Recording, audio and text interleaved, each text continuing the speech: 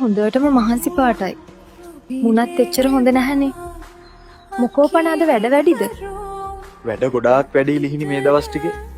බොසාගේ වැඩේම ඔළුව කන්න හදනවා. ලොකු පඩියක්වත් තිබ්බනම් ඔන්න හිත හදාගන්න තිබ්බා. මමත් රස්සාවක් කරනම් මට තේරෙනවා ඔයා විඳින දුක. මම ඉතින් රස්සාවක් කරනවට ඔයා අකමැති නිසායි ගෙදර ඉන්නේ. තොනේ නැහැ පණ මට පුළුවන් ඔයාට කන්න අදින්න දෙන්න. රස්සා කරනවා කියන එක ලේසි නැහැ ලිහිණි. මම ඒක දන්නවා දේශ. ඔයා විතරක් කොහොම දුක් විඳිනවා බලන් ඉන්න බැරි නිසා කිව්වේ මම. ඔයාට කේක් හදන්න පුළුවන් රසට. අපි කේක් හදන බිස්නස් එකක් පටන් ගමු. හදන විදිහ වීඩියෝ කරලා YouTube දාමු.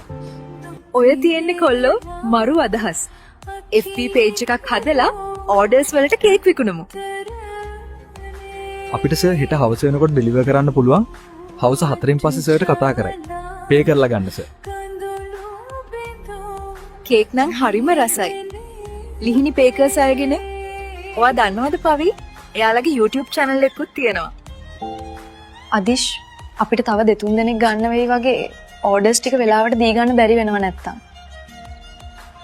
ඔව් ඒක නම් ඇත්ත ලිහිණි. මම ටවුන් එකේ කඩේකුත් බැලුවා. කඩේ දැම්මට පස්සේ තවත් orders වැඩි වෙයි.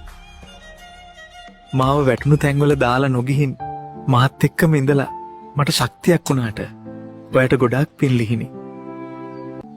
මේ හැමදේම ඔයාගේ කැපවීම තමයි මගේ පණ. අපි මේක බලාගෙන ඉන්න අයටත් මොනවා හරි කියමු නේද? ආදරයට පුළුවන් ගොඩක් දේවල් ජය ගන්න. ඉතින් ඕන වෙන්නේ උත්සාහය තමයි. අපිට වගේ ඔයාලටත් පුළුවන්.